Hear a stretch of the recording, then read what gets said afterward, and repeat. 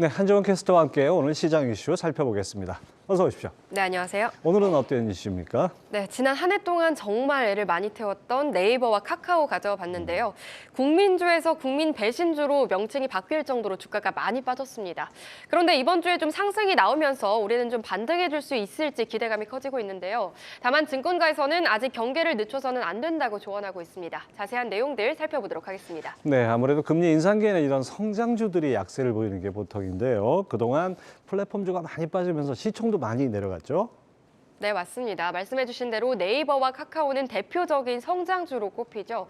당장의 성과보다 미래 가치를 높이 평가받는 성장주의 특성상 금리 인상기에는 미래에 대한 할인율이 높아지며 주가가 낮아질 수밖에 없는데요. 엎친 데 덮친 격으로 지난 10월이었죠. 판교 데이터 센터 화재로 사상 초유의 서비스 장애까지 발생하면서 이 시점을 기점으로 주가 하락세는 더욱 가팔라졌습니다. 네이버가 작년에만 53.1% 하락, 카카오도 52.8%가량 하락하면서 그야말로 반토막이 난 겁니다. 주가가 많이 빠지면서 시가총액 순위 변동도 컸는데요. 지난 1년간 네이버와 카카오의 시총은 무려 60조 원가량이 증발해버렸습니다. 지난해 초까지만 하더라도 시가총액 3위였던 네이버가 지난해 10월 기준 10위권 밖으로 밀려나기도 했고요. 네이버와 함께 10위 안에 들었던 카카오도 13위에 그쳤습니다. 오늘은 다시 밀리고 있지만 이번 주에 좀 탄력을 받으면서 그간 지지부진했던 모습을 보였던 네카오가 다시 시총 10위권 안으로 진입을 했는데요.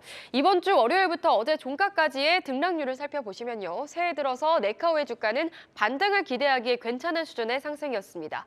카카오가 9.49%로 10% 가까이 올랐고요. 네이버 역시 3.6%의 상승률을 보였습니다. 네, 오늘은 약세지만 어제는 네카오가 시장을 이끌었다 해도 과언이 아니었죠.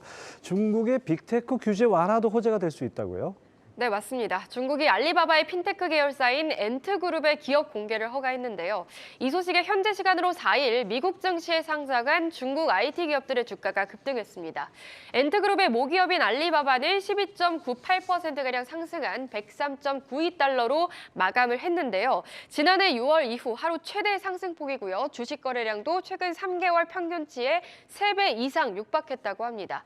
이렇게 중국 IT 기업들의 급등세는 중국의 빅테크 규제가 중단될 것이란 낙관론이 확산됐기 때문인데요. 실제로 최근 중국 당국은 알리바바를 비롯한 빅테크에 대한 규제 수위를 낮추겠다는 뜻을 내비쳤습니다.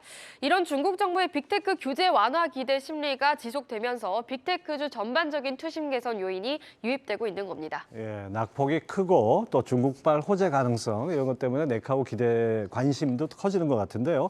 근데 실적을 짚어봐야 될 것 같아요. 어떻습니까?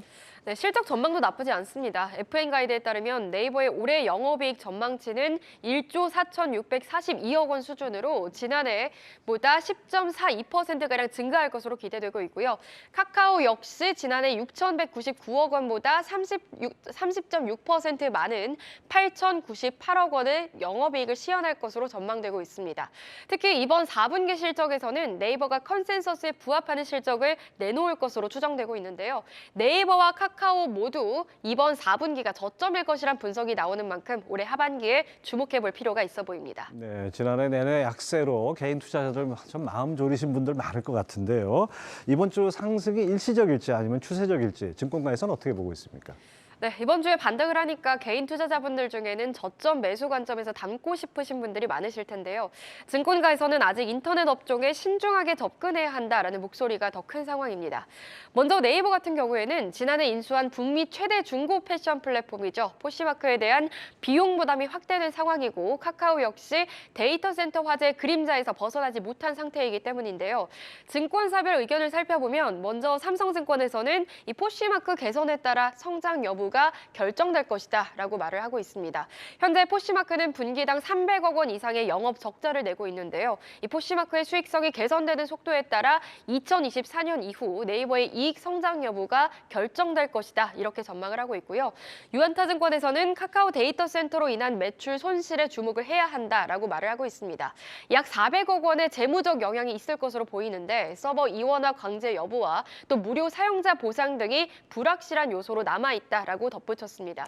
보상 부분에서는 어제 받으셨을지 모르겠는데 이 카카오가 이모티콘이나 쿠폰으로 보상을 하지 않았습니까? 그런데 이 피해 보상이 마케팅 전략이라는 말이 나오고 있어 또 한 번 논란이 일고 있는데요. 앞으로 주가에 어떤 영향을 미치게 될지 지켜보셔야 할 것 같습니다.